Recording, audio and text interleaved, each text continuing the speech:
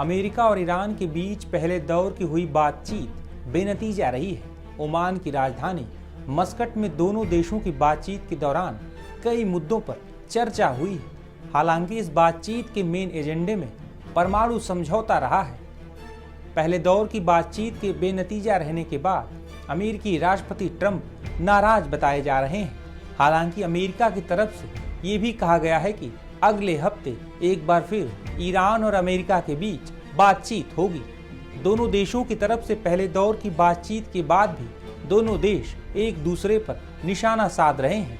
वहीं ईरान के विदेश मंत्री अब्बास अराघची का बड़ा बयान सामने आया है।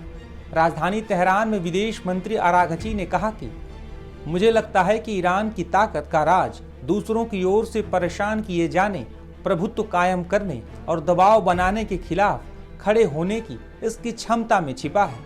उन्हें डर है कि हमारे पास परमाणु बम है, जबकि हम परमाणु बम नहीं बना रहे।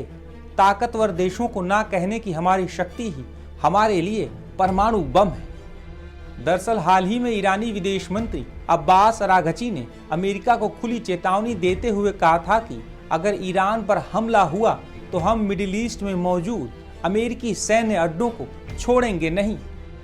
कई रिपोर्ट्स में यह दावा किया जा रहा है कि अमेरिका चाहता है कि बातचीत में ईरान की बैलिस्टिक मिसाइल कार्यक्रम और क्षेत्र में उसके समर्थित गुट भी शामिल हों।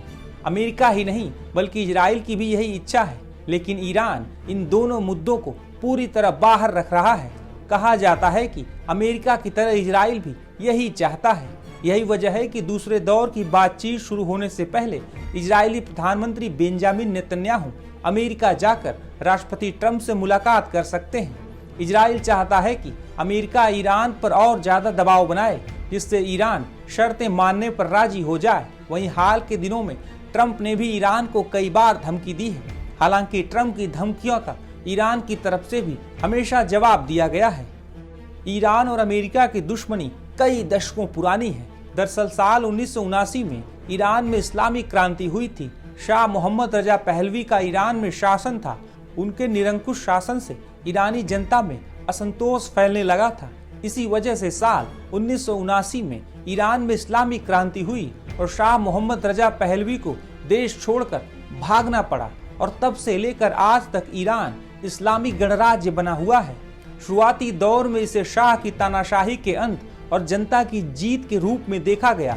हालांकि धीरे धीरे ईरानी सत्ता धार्मिक प्रतिष्ठान और सुरक्षा तंत्र के हाथों में सिमटने लगी। राजनीतिक दलों पर नियंत्रण, मीडिया और बोलने की आजादी पर पाबंदियां, महिलाओं के पहनावे और सार्वजनिक आचरण पर सख्त नियम। वहीं अमेरिका ईरान की मौजूदा नेतृत्व को बदलना चाहता है। अमेरिका की एक ख्वाहिश कई दशकों पुरानी है, जिसमें अमेरिका अब तक कामयाब नहीं हुआ है। अमेरिका की तरफ से कई बार ईरान पर हमला करने की धमकी भी दी गई है, लेकिन अमेरिका ने अब तक ईरान पर हमला नहीं किया है। दरअसल ईरान चारों तरफ से प्राकृतिक सीमाओं से घिरा हुआ है। ईरान के पूर्व में रेगिस्तान, पश्चिम में जाग्रोस पर्वत, उत्तर में कैस्पियन सागर, एलबुर्ज पर्वत और दक्षिण में फारस ओमान की खाड़ी मौजूद है, जिन्हें पार पाना किसी भी दुश्मन देश के लिए इतना आसान नहीं है। जब इस दौर में युद्ध के तौर तरीके बदल रहे हैं, ईरान की भौगोलिक स्थिति उसके लिए एक सुरक्षा कवच है। ईरान की भौगोलिक स्थिति और उसके पास खतरनाक मिसाइलें और हथियारों की वजह से ही दुनिया के सबसे ताकतवर मुल्क की सेना ईरान पर हमला करने से बचती रही है। हालांकि अब अमेरिका और ईरान बातचीत के टेबल तक पहुंच गए हैं। पहले दौर की बातचीत भले ही बेनतीजा रही हो, लेकिन ये उम्मीदें दोनों तरफ हैं कि इस तनाव को बातचीत के जरिए ही खत्म किया जाए। जीरो हमने इन्वेंट किया, हमने बताया दुनिया को जहां योग है वहां रोग नहीं। सबसे पुरानी सभ्यता है हमारी। गुलामी से तो और देश भी लड़े भाई, पर आजादी के लिए अहिंसा का रास्ता बस हमारा था। अपने पसीने से जमीन सींचता किसान और घर में घुसकर मारने वाले जवान, बस इसी मिट्टी ने जने। इसके हाथ ने जब थामा जज्बा तो इतिहास रचे।